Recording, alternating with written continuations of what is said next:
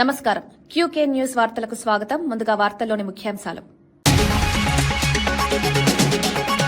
జగన్పై దుష్ప్రచారం చేస్తున్నారన్న కారుమూరి వ్యాఖ్య, చంద్రబాబు అబద్దాలు బయటపడుతున్నాయన్న ఆరోపణ, లడ్డూ అంశంలో వైఖరిపై విమర్శలు, అసత్య ప్రచారం మానుకోవాలన్న మాజీ మంత్రి. 80% మున్సిపాలిటీలు కాంగ్రెస్ సొంతమన్న గౌడ్. నిజామాబాద్ లో విద్వేషాల మధ్య 6 సీట్లు గెలుపు. ఉమారాణి మేయర్ కావడం కాంగ్రెస్ వల్లనేనన్న వ్యాఖ్య, పట్టణాభివృద్ధికి కట్టుబడి పనిచేస్తామన్న హామీ. లడ్డూ వివాదంపై చంద్రబాబుపై వేణుగోపాలకృష్ణ విమర్శలు, మత అంశాలను రాజకీయాలకు వాడొద్దన్న హెచ్చరిక, భక్తుల విశ్వాసాన్ని దెబ్బతీయొద్దన్న మాజీ మంత్రి, అబద్దాలతో ప్రజల మనసులు గాయపరిచారన్న ఆరోపణ.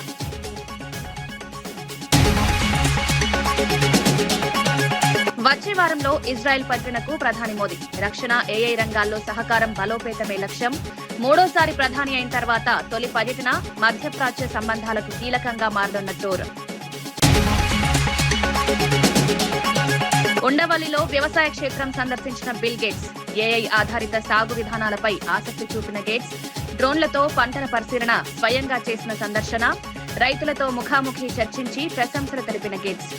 నంద్యాల జిల్లా డోన్ ఎమ్మెల్యే కోట్ల సూర్యప్రకాష్ రెడ్డి వైసీపీ తీరుపై తీవ్ర ఆగ్రహం వ్యక్తం చేశారు. సీఎం చంద్రబాబు ఎమ్మిగనూరు పర్యటన నుంచి ప్రజల దృష్టి మరల్చడానికే రాయలసీమ ఎత్తిపోతల పథకం పేరుతో హంగామా చేస్తున్నారని విమర్శించారు.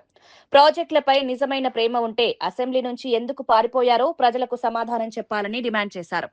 టీవీలు, పత్రికల్లో కనిపించడం కోసమే ఈ రాజకీయ డ్రామాలు చేస్తున్నారని ఆరోపించారు. దమ్ముంటే అసెంబ్లీలో చర్చకు రావాలని సవాల్ విసిరారు. ప్రజలను తప్పుదవ పట్టించే ప్రయత్నాలు ఎంతకాలం సాగవని హెచ్చరించారు. అభివృద్ధి అంశాలపై బహిరంగ చర్చకు సిద్ధమని స్పష్టం చేశారు. మాటల్లో నిలబెట్టుకుని మాకు ఎన్ని కష్టాలున్నా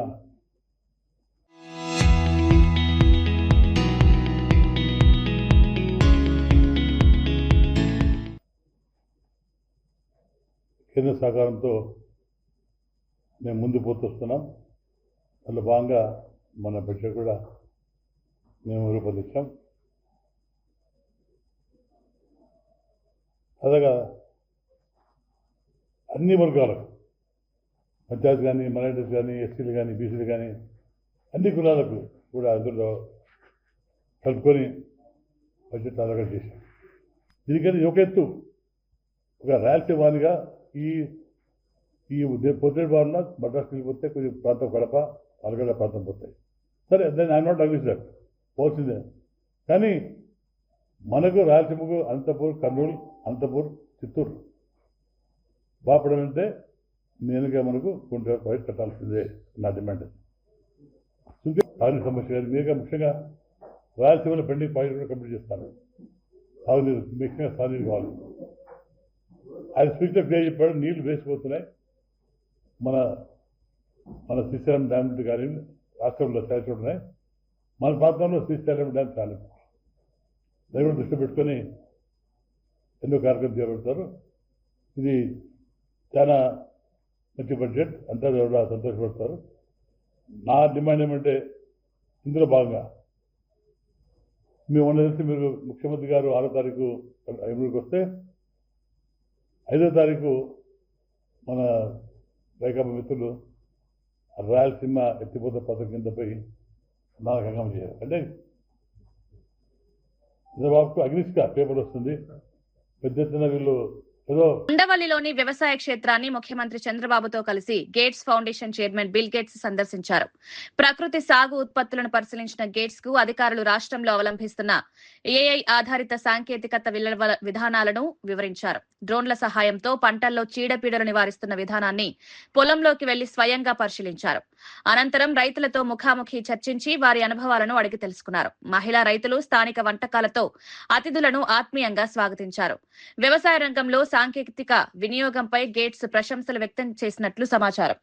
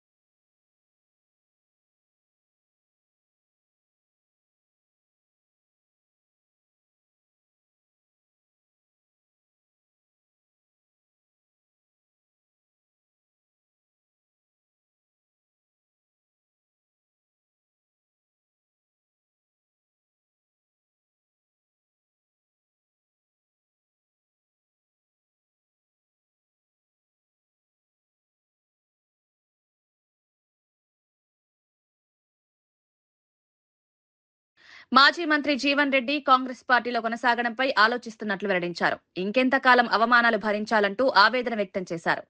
ఎమ్మెల్యేగా సంజయ్ ఉన్నంతకాలం తనకు వేధింపులు తప్పవని వ్యాఖ్యానించారు. జగిత్యాలలోని పరిస్థితి ఇలా ఉంటే పార్టీ మారిన మరో 9 ప్రాంతాల్లో పరిస్థితి ఎలా ఉందో ఊహించవచ్చన్నారు. పార్టీలో తనకు తగిన గౌరవం లభించడం లేదని సూచించారు. భవిష్యత్ నిర్ణయంపై త్వరలో స్పష్టతనిస్తానని తెలిపారు. ఈ వ్యాఖ్యలు స్థానిక రాజకీయాల్లో చర్చనీయాంశంగా మారాయి. పార్టీలో కొనసాగు, ఎందుకంటే ఇవాళ ఆయన ఊరు వచ్చి మా మీద ఆధిపత్యం చెలాయిస్తా అని చెప్పని మా కాంగ్రెస్ పార్టీ మీద ఆధిపత్యం చెలాయిస్తే, మా కార్యకర్త మీద అజమాయి చెలాయిస్తే, మా హక్కులో కాజేస్తే కాంగ్రెస్ కార్యకర్తల యొక్క హక్కులను కాపాడలేక ఏం చేయాలి నేను? Please guide me, please guide me.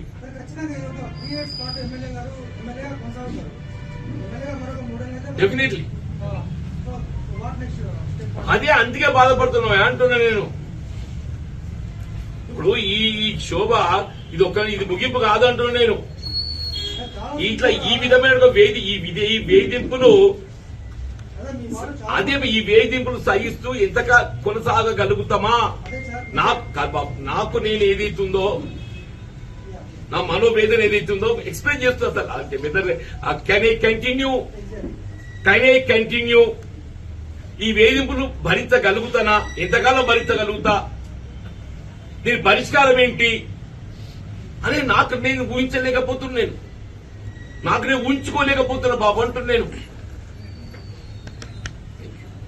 Emmiganur MLA BV Jayanageswar Reddy Jagan పై తీవ్ర వ్యాఖ్యలు చేశారు. పెన్షన్ ను 3,000 రూపాయలకు పెంచడానికి 5 ఏళ్లు తీసుకున్నారని విమర్శించారు. 4,000 రూపాయలను నేరుగా ఇంటికే పంపిస్తున్న చంద్రబాబే అసలైన మొనగాడన్నారు.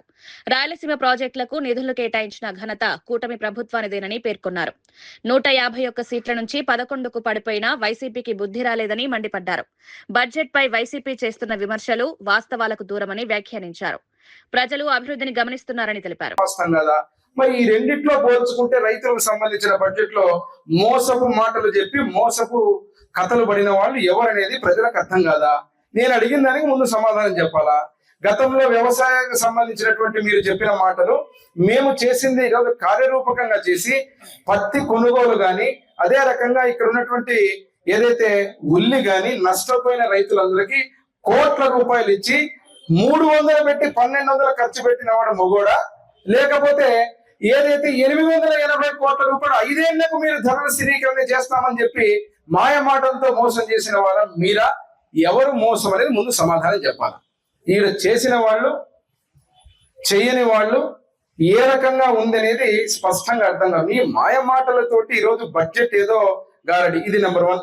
నెంబర్ 2, 250 పెన్షన్ పెంచడానికి 5 సంవత్సరాలు సమయం తీసుకొని దాంట్లో 1 సంవత్సరం ఎగ్గొట్టి 3,000 వేయడానికి 30 పల్టీలు కొట్టిన నువ్వా? లేకపోతే ఒక మాట చెప్పిన తర్వాత 4,000, 10,000, 15,000 నెల బటన్ నొక్కడమే కాకుండా ఇంటికొచ్చి పెన్షన్ ఇచ్చి నిద్ర లేపి ప్రతి ఒక్కరి దగ్గరికి పోతున్నటువంటి మగాడు ముఖ్యమంత్రి నారా చంద్రబాబు నాయుడు గారు దమ్మున్న ప్రభుత్వం కాదా? ఎవరు మోసపోయి?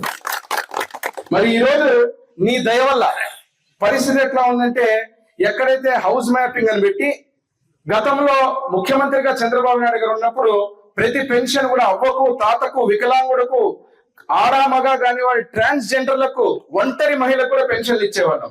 నీ దయ వల్ల నువ్వు వచ్చిన తర్వాత మొత్తం ఇంటికి ఒకే పెన్షన్ చేసి సర్వనాశనం చేసి ఒక్క పెన్షన్ వేయకుండా పెంచుతూనే పోతానని చెయ్యెత్తి 5 ఏళ్ళు నువ్వు పెంచింది ఎంత? నువ్వు ఇచ్చింది ఎంత?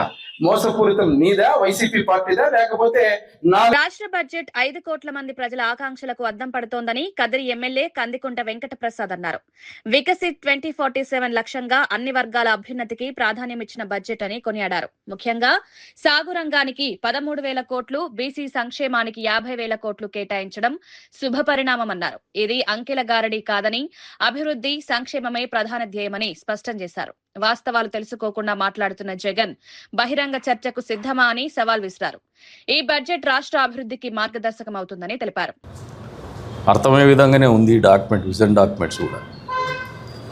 ఈ విజన్ డాక్యుమెంట్ చూస్తే ఏదైతే ప్రధానమంత్రి నరేంద్ర మోడీ గారి ఆలోచన 2047 వికసిత్ భారత్ దిశగా అడుగులేయాలనే ఆలోచనతో కేంద్ర బడ్జెట్ రూపొందిస్తూ ఉంటే రాష్ట్ర ప్రభుత్వం ప్రవేశపెట్టినటువంటి బడ్జెట్ కూడా అందుకు అనుగుణంగానే వికసిత ఆంధ్రప్రదేశ్ 2047 విజన్ డాక్యుమెంట్ రూపకల్పన జరిగిన విధంగానే కనపడుతుంది. ఇది కేవలం ఒక బడ్జెట్ మాత్రమే కాదు, 5 కోట్ల ప్రజల అభిష్టం, వారి ఆలోచన, వాళ్ళ అవసరాలకు తగ్గట్టుగానే బడ్జెట్ రూపకల్పన జరిగిందని ప్రజలందరికీ కూడా సవినయంగా తెలియజేస్తాను. ఈ రోజున 3,32,205 కోట్ల రూపాయలతో ప్రవేశపెట్టినటువంటి బడ్జెటు ప్రైమరీ సెక్టర్ వ్యవసాయ రంగం అయితే కావచ్చు, అంతే స్థాయిలో సంక్షేమం అయితే కావచ్చు, బడుగు బలహీన వర్గాల వారి అభివృద్ధికి కానీ సంక్షేమానికి కావచ్చు, మైనారిటీల సంక్షేమానికి కావచ్చు, అభివృద్ధికి కావచ్చు, పెద్ద ఎత్తున రాష్ట్రంలో రోడ్ల రూపకల్పనకు కావచ్చు నిధులు కేటాయించినటువంటి పరిస్థితులు అన్ని రంగాల వారిని ఆలోచన చేసి అన్ని రంగాల్లో అభివృద్ధి సాధించడమే కాదు, సంక్షేమం కూడా అమలు చేయాలనే కూటమి ప్రభుత్వం ఆశలకు సూపర్ 6ని మరింత విజయవంతం చేయాలనే ఆలోచనతోనే బడ్జెట్ రూపకల్పన జరిగిందని చెప్పేసి కూడా ఈ సందర్భంగా ప్రజలందరికీ కూడా తెలియజెప్తాను. వరకు 20 లక్షల నుండి 45 లక్షల రూపాయల వరకు ఉచిత బీమా కవరేజు కల్పిస్తూ గ్రూప్ పర్సనల్ యాక్సిడెంట్ ఇన్సూరెన్స్ పథకాన్ని కూడా ప్రారంభించినటువంటి పరిస్థితులు పోలీస్ శాఖ. టీటీడీలో తెలంగాణ భవన్ నిర్మాణానికి స్థలం కోరామని మంత్రి తుమ్మల నాగేశ్వరరావు తెలిపారు. సత్తుపల్లి నుంచి కొవ్వూరు వరకు అమరావతి రైల్వే లైన్ పనులపై కూడా చర్చించామన్నారు. సీఎం చంద్రబాబు సానుకూలంగా స్పందించి అంశాలను పరిశీలిస్తామని భరోసా ఇచ్చారని వెల్లడించారు. తెలంగాణ భక్తులకు సౌకర్యాలు మెరుగుపరిచేందుకు భవన్ అవసరమని పేర్కొన్నారు. అభివృద్ధి ప్రాజెక్టులపై సమన్వయంతో ముందుకు సాగుతామని తెలిపారు. త్వరలోనే సంబంధిత ప్రక్రియలు ప్రారంభమవుతాయని ఆశాభావం వ్యక్తం చేశారు. యాక్సెప్ట్ చేశారు విభజన చట్ట ప్రకారంగా. కేవలం భద్రాచలం పట్టణం నుంచి మళ్ళీ తెలంగాణ రాష్ట్రానికి పోవాలంటే 5 గ్రామాల గుండా వెళ్లాల్సి వస్తుంది. 5 గ్రామాలు కూడా తెలంగాణలో కలపాలని చెప్పి రిక్వెస్ట్ చేశాం. ముఖ్యమంత్రి అయిన మొదట్లో కూడా చెప్పాము, డిస్కషన్స్లో వాటిని కూడా ఆలోచిస్తామని చెప్పారు. అదేవిధంగా తిరుమల తిరుపతిలో తెలంగాణ భవన నిర్మాణం కోసం స్థలం అడిగాం. అది కూడా సానుభూతితోటి పరిశీలిస్తామని చెప్పడం జరిగింది. రెండోది రైల్వే లైన్లకు సంబంధించి సత్తుపల్లి వరకు ఇప్పుడు రైల్వే లైన్లు అందుబాటులో ఉన్నాయి. దాన్ని కొండపల్లికి కానీ కొవ్వూరుకి కానీ మార్చుకోవాలంటే ఎక్కువ భూభాగం ఆంధ్రప్రదేశ్లోనే ఉంది. మా రాష్ట్రంలో నుంచి 10 కిలోమీటర్లు దాటితే తిరువూరు నుంచి కొండపల్లికి 50 కిలోమీటర్లోనే రైల్వే లైన్ కొండపల్లి కనెక్టివిటీ అవుతుంది. అప్పుడు బొగ్గు రవాణాకు కావచ్చు, వేరే రకమైనటువంటి రైల్వే ఉపయోగాలకి అమరావతికి అనుసంధానం అవుతుంది. ఆనాడు చుట్టూ తిరిగి వచ్చే పని లేకుండా నేరుగా సత్తుపల్లి నుంచి కొవ్వూరుకి, సత్తుపల్లి నుంచి అమరావతికి కనెక్టివిటీ వస్తుందని చెప్పాం.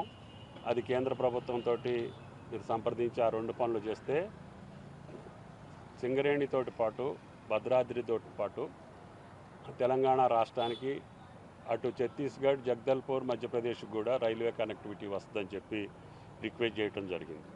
అదేవిధంగా 2 నేషనల్ హైవేలు ముఖ్యంగా పెండింగ్లో ఉన్నాయి. జగ్గయ్యపేట నుంచి కొత్తగూడెం వైరా తల్లాడ మీదుగా అది పెండింగ్లో ఉంది. ఎక్కువ భూభాగం ఆంధ్రాలో ఉంది.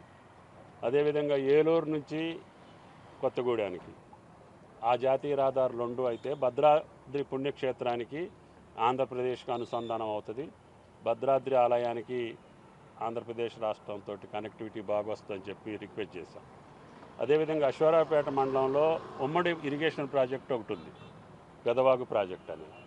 అది 16,000 ఎకరాలకు సంబంధించినటువంటి ప్రాజెక్టు. అయితే విభజన చట్టంలో కుక్కునూరు, ఏలేరుపాడు మండలాలు ఆంధ్రాకి రావటం మూలాన 14,000 ఎకరాల ఆయకట్టు ఆంధ్రాలో ఉంది, 2,000 ఆయకట్టు మాత్రమే తెలంగాణలో ఉంది. ఆ ప్రాజెక్టు అంతకుముందు వర్షాల్లో బ్రీచ్ అయింది. ఆ రిపేర్కి జాయింట్ ప్రాజెక్టు కాబట్టి 2 రాష్ట్రాలు ఉమ్మడిగా దాన్ని రివైవ్ చేయాల్సిన పరిస్థితి ఉంది. అది కూడా ఎక్కువ భూభాగం, ఎక్కువ ఆయకట్టు ఆంధ్రాది ఉంది కాబట్టి దాన్ని కూడా 80% మున్సిపాలిటీలను కాంగ్రెస్ కైవసం చేసుకుందని టీపీసీసీ చీఫ్ మహేష్ కుమార్ గౌడ్ తెలిపారు. నిజామాబాద్ లో ఓటు శాతం తగ్గించేందుకు కుల మత విద్వేషాలు రెచ్చగొట్టిన ఎంఐఎంపై పోటీ చేసి 6 సీట్లు గెలిచామని పేర్కొన్నారు. నగరాభివృద్ధి దృష్ట్యా ఎంఐఎం సహకారం తీసుకున్నామని వివరించారు. పేద స్థాయి నుంచి వచ్చిన ఉమారాణి మేయర్ కావడం కాంగ్రెస్ వల్లే సాధ్యమైందన్నారు. ప్రజల నమ్మకాన్ని నిలబెట్టుకునేలా పట్టణాభివృద్ధికి కట్టుబడి పనిచేస్తామని స్పష్టం చేశారు. అభివృద్ధి దృష్టిలో పెట్టుకొని ఎన్నికలైన తర్వాత ఎంఐఎం సహకారం తీసుకోవడం జరిగింది. కాంగ్రెస్ పార్టీ రేవంత్ రెడ్డి గారి నేతృత్వంలో ఇస్తున్నటువంటి అభివృద్ధి ఫలాలు, సంక్షేమ ఫలాలు నిజామాబాద్ పట్టణానికి కూడా రావాలని, ఆ దశగా ఇక్కడ అభివృద్ధి జరగాలని ఎన్నికల ముందు ఎంఐఎం మీద పోటీ చేసినప్పుడు కూడా ఆ పోటీ చేసి మేము 5 సీట్లు గెలిచినాం ఎంఐఎం మీద. కానీ పోస్ట్ ఎలక్షన్ తర్వాత నిజామాబాద్ అభివృద్ధి దృష్టిలో పెట్టుకొని ఎంఐఎం సహకారం తీసుకోవడం జరిగింది. అదేవిధంగా టీఆర్ఎస్ నుంచి గెలిచిన ఒక సభ్యుడి సహకారం తీసుకోవడం జరిగింది. ఇలా 34 ఓట్లతో, అంటే 3 ఓట్ల మెజారిటీతో ఇలా కాంగ్రెస్ మేయర్ కూరగాయల ఉమారాణి గెలపడం జరిగింది. ఒక చిన్న స్థాయి, బీద స్థాయి నుంచి వచ్చినటువంటి ముదిరాజ్ మరియు పెరక కులానికి చెందినటువంటి ఉమారాణి ఇలా మేయర్ పీఠం అధిరోహించిందంటే ఇది కాంగ్రెస్ పార్టీలోనే సాధ్యమవుతుంది. ఒక బీద కుటుంబంలో పుట్టినటువంటి ఉమారాణి వాళ్ళ మేయర్ని కాంగ్రెస్ పార్టీ చేయగలిగిందంటే నిజమైనటువంటి పేదల పెన్నిది కాంగ్రెస్ పార్టీని చెప్పక తప్పదు. ఇలా బీసీలకి నిజామాబాద్ మేయర్ పట్టం కట్టబెట్టి, అదే రకంగా చాలా మున్సిపాలిటీలో బీసీలకి అవకాశాలు ఇచ్చి మేము 42% రిజర్వేషన్ ఇవ్వాలనుకున్నప్పుడు బీజేపీ అడ్డు పలిగినప్పుడు కూడా మేము పార్టీ పరంగా ఇవాళ దాదాపు 50% మున్సిపాలిటీసు బీసీలకు ఇచ్చి బీసీల పట్ల మాకున్న ప్రేమను చాటుకోవడం జరిగింది. వచ్చే వారంలో ప్రధాని నరేంద్ర మోదీ ఇజ్రాయెల్ పర్యటనకు వెళ్లనున్నట్లు సమాచారం. రక్షణ, ఉగ్రవాద నిరోధక చర్యలు, కృత్రిమ మేధస్సు వంటి ఆధునిక సాంకేతిక రంగాల్లో ద్వైపాక్షిక సహకారాన్ని మరింత బలోపేతం చేయాలనే లక్ష్యంతో ఈ పర్యటన చేపడుతున్నారు. మోదీ 3వ ప్రధాని అయిన తర్వాత ఇజ్రాయెల్ కు వెళ్లడం ఇదే తొలిసారి కావడం విశేషం. ఇజ్రాయెల్ ప్రధాని బెంజమిన్ నెతన్యాహు ఆహ్వానం మేరకు ఫిబ్రవరి 24, 25 తేదీల్లో పర్యటన ఉండే అవకాశం ఉందని అధికార వర్గాలు సూచిస్తున్నాయి. రక్షణ రంగంలో సంయుక్త ప్రాజెక్టులు, సాంకేతికత మార్పిడి అంశాలు చర్చకు వచ్చే అవకాశం ఉంది. మధ్యప్రాచ్య దేశాలతో భారత సంబంధాలను మరింత బలోపేతం చేసే దిశగా ఈ పర్యటన కీలకంగా మారనుంది. జగన్ పై జరుగుతున్నదంతా దుష్ప్రచారమేనని మాజీ మంత్రి కారుమూరి నాగేశ్వరరావు అన్నారు. చంద్రబాబు చెప్పిన అబద్దాలు ఒక్కొక్కటిగా బయటపడుతున్నాయని వ్యాఖ్యానించారు. జగన్ ప్రభుత్వ కాలంలో అప్పులపై, ల్యాండ్ టైటిలింగ్ యాక్ట్ పై, ఇప్పుడు లడ్డు అంశంపై అప్పట్లో ఒకలా ఇప్పుడు మరోలా మాట్లాడుతున్న విషయాలను ప్రజలు సోషల్ మీడియాలో పక్కపక్కనే చూస్తున్నారని తెలిపారు. వాస్తవాలను వక్రీకరించి ప్రజలను తప్పుదోవ పట్టించే ప్రయత్నాలు జరుగుతున్నాయని ఆరోపించారు. ప్రజలు నిజానిజాలు గ్రహిస్తున్నారని చెప్పారు. రాజకీయ లాభం కోసం అసత్య ప్రచారం చేయడం తగదని విమర్శించారు. నిజం చివరికి బయటపడుతుందని స్పష్టం చేశారు. జరిగింది ఒక ఆడ గొంతుకు మాట్లాడవలసిన పలుకులు కాదవి. అలాంటి మాట్లాడినా ఒకటి చేయి నరికేస్తానన్నా, మరి లా లా లా లా రకరకాల మాట్లాడినా ఎవరైనా ఉప్పు కారం తినేవాళ్ళు మాట్లాడారు. కానీ నేను విన్న దాన్ని బట్టి ప్రకారం వాళ్ళు ఎవరైతే అన్నారో వాళ్ళని తిట్టడం జరిగింది. చంద్రబాబు నాయుడు గారు కావాలంటే రమ్మనండి అన్నాడు, కానీ ఆయన తిట్టినట్టు కాదు.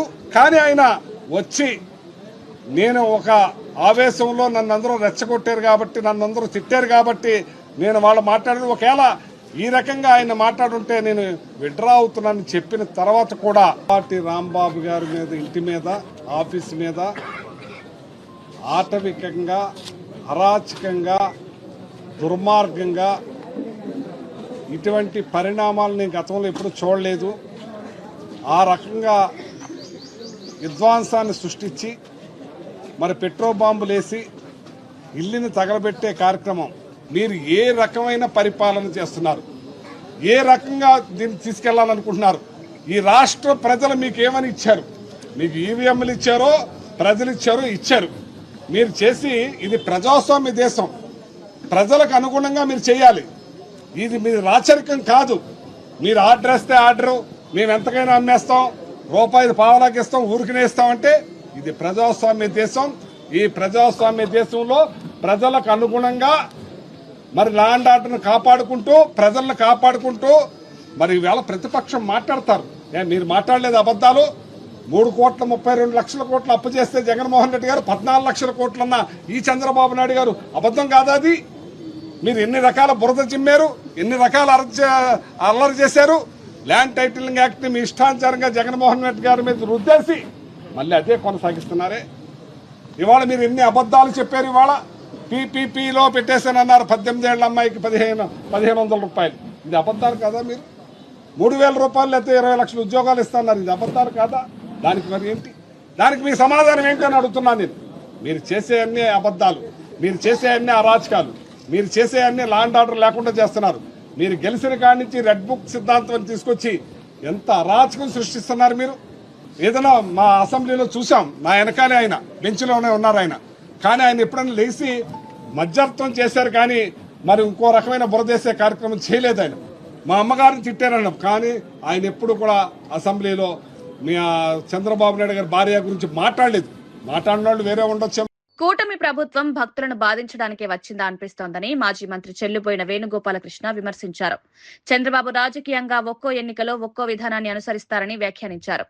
లడ్డూ అపవిత్రమనే అబద్దంతో కోట్లాది భక్తుల మనసులు గాయపరిచారని ఆరోపించారు. రాజకీయ లాభం కోసం మతపరమైన అంశాలను ఉపయోగించారని మండిపడ్డారు. అయితే శ్రీవారు నిజాన్ని బయటపెట్టారని పేర్కొన్నారు. భక్తుల విశ్వాసాన్ని దెబ్బతీయొద్దని హెచ్చరించారు. రాజకీయ ప్రయోజనాల కోసం దేవాలయాలను వాడుకోవడం తగదన్నారు. రాజకీయాల్లో ఆయన రాజకీయ ప్రస్థానం అంతా కూడా ఒక్కొక్క ఎన్నికలకి ఒక్కొక్క విధానాన్ని ఆయన పాటిస్తారు. కొన్ని సందర్భాల్లో కులాలను తీసుకొచ్చారు, కొన్ని సందర్భాల్లో ప్రాంతాలను తీసుకొచ్చారు. ఇవాళ మతపరమైన అంశాలుగా చిత్రీకరించడం ద్వారా తాను ప్రయోజనం పొందాలని ఒక ఆశ. ఆయనకు తోడు పవన్ కళ్యాణ్ గారు, వారి కుమారుడు లోకేష్ గారు. స్పష్టంగా నిన్న పిఠాపురంలో శివరాత్రి సందర్భంగా, మహాశివరాత్రి సందర్భంగా ఏదైతే తిరుపతి లడ్డు కల్తీపై కూటమి పార్టీ చేసినటువంటి ప్రచారం, ఇది ఒకసారి గమనించినట్లయితే భక్తుల విశ్వాసాల మీద కూటమి ఏ విధమైన భావనతో ఉంది. జరిగినటువంటి పోస్టర్ ప్రదర్శన ఉందో, గతంలో ఒకసారి గుంటూరులో ఒక పోస్టర్ వేశారు. దాని దగ్గరే అంబటి రాంబాబు గారు ప్రశ్నించినందుకు ప్రజాస్వామ్యంలో ఎప్పుడూ వినని కనని రాజ్యాంగ విరుద్ధంగా రాంబాబు గారు ఇంటిపై దాడి చేసి ఆయన తిట్టాడు గనక సెంట్రల్ జైలుకు పంపుతారని, తిడితే జైలు, కొడితే బెయిలు. ఇది కొత్తది. ఆంధ్రప్రదేశ్ రాష్ట్రంలో కొత్త చట్టం తీసుకొచ్చారు. తిడితేనేమో సెంట్రల్ జైలుకు పంపుతారు, కొడితేనేమో కొట్టేసి వారు కొడితే బెయిల్ ఇస్తారు.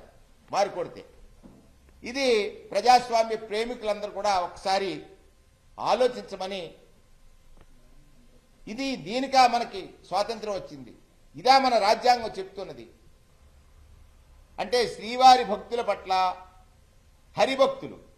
హరిభక్తుల పట్ల చంద్రబాబు నాయుడు గారి రాజకీయ అధికార అహంకారంతో భక్తుడు స్వీకరించినటువంటి ప్రసాదంలో కల్తీ జరిగిందనేటువంటి ఒక ప్రచారాన్ని మొదలుపెట్టి ఆయన చేసినటువంటి ప్రచారం ద్వారా యావత్ భక్తకోటి ప్రపంచవ్యాప్తంగా ఆందోళనకు గురైంది, మానసిక వేదనకు గురైంది, మానసిక క్షోభతో నిత్యము బాధపడింది. చంద్రబాబు నాయుడు గారు అనుకున్నారు ప్రసాదంలో కల్తీ చేశారు అంటే గడచిన ప్రభుత్వం మీద నెట్టేయొచ్చని ప్రసాదాన్ని అపవిత్రమనేటువంటి మాట ద్వారా భక్తుల యొక్క మనస్సుల్ని కలిచివేశాడు.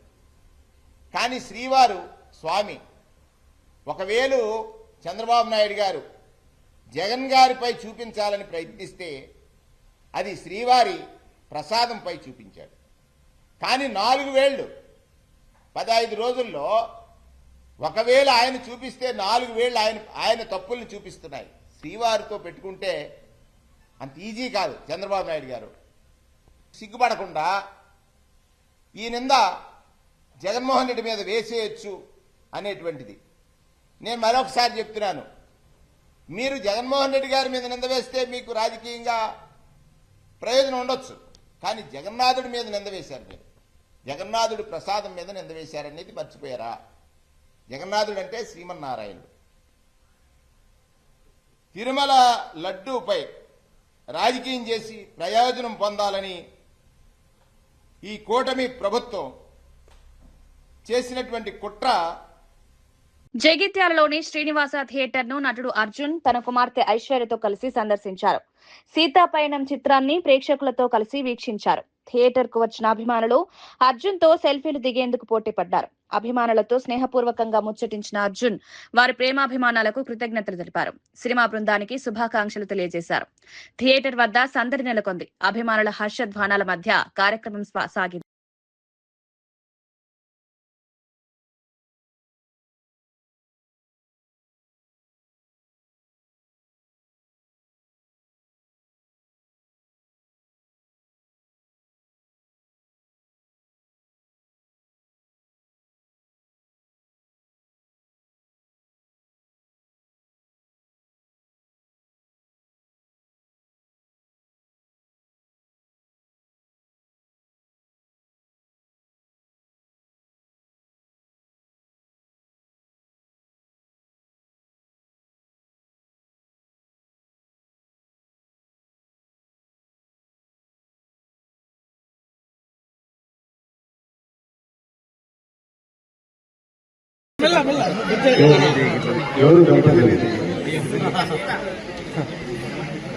అందరికీ నమస్కారం అండి. పిక్చర్ నచ్చిందా? ఏం నచ్చింది? చెప్పండి, ఏం నచ్చింది?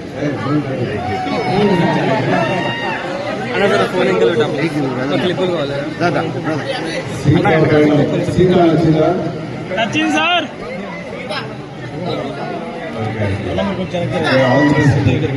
ఇక్కడ కొండగట్టుకు వచ్చాను. అలాగే మనం సినిమాకి రానుకుంటుంటే అందరికీ మహాశివరాత్రి మంచి ఆరోగ్య ఐశ్వర్య సంతోషం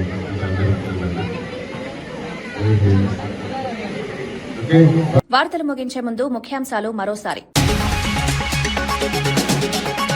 జగన్ పై దుష్ప్రచారం చేస్తున్నారన్న కారుమూరి వ్యాఖ్య.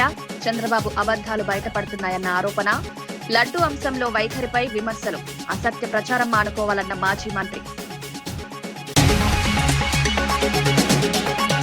80% మున్సిపాలిటీలు కాంగ్రెస్ సొంతమన్న గౌడ్. నిజామాబాద్ లో విద్వేషాల మధ్య 6 సీట్లు గెలుపు. ఉమారాణి మేయర్ కావడం కాంగ్రెస్ వల్లనేనన్న వ్యాఖ్య. పట్టణాభివృద్ధికి కట్టుబడి పనిచేస్తామన్న హామీ. లడ్డూ వివాదంపై చంద్రబాబుపై వేణుగోపాలకృష్ణ విమర్శలు. మత అంశాలను రాజకీయాలకు వాడొద్దన్న హెచ్చరిక. భక్తుల విశ్వాసాన్ని దెబ్బతీయొద్దన్న మాజీ మంత్రి. అబద్దాలతో ప్రజల మనసులు గాయపరిచారన్న ఆరోపణ.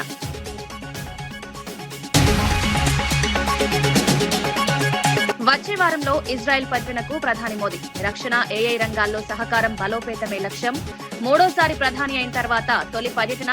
మధ్యప్రాచ్య సంబంధాలకు కీలకంగా మారనున్న టూర్. ఉండవల్లిలో వ్యవసాయ క్షేత్రం సందర్శించిన బిల్ గేట్స్. ఏఐ ఆధారిత సాగు విధానాలపై ఆసక్తి చూపిన గేట్స్. డ్రోన్లతో పంటల పరిశీలన స్వయంగా చేసిన సందర్శన. రైతులతో ముఖాముఖి చర్చించి ప్రశంసలు తెలిపిన గేట్స్. ఇవి ఈనాటి వార్తా విశేషాలు. మరో బులెటిన్లో మళ్ళీ కలుద్దాం. నమస్కారం.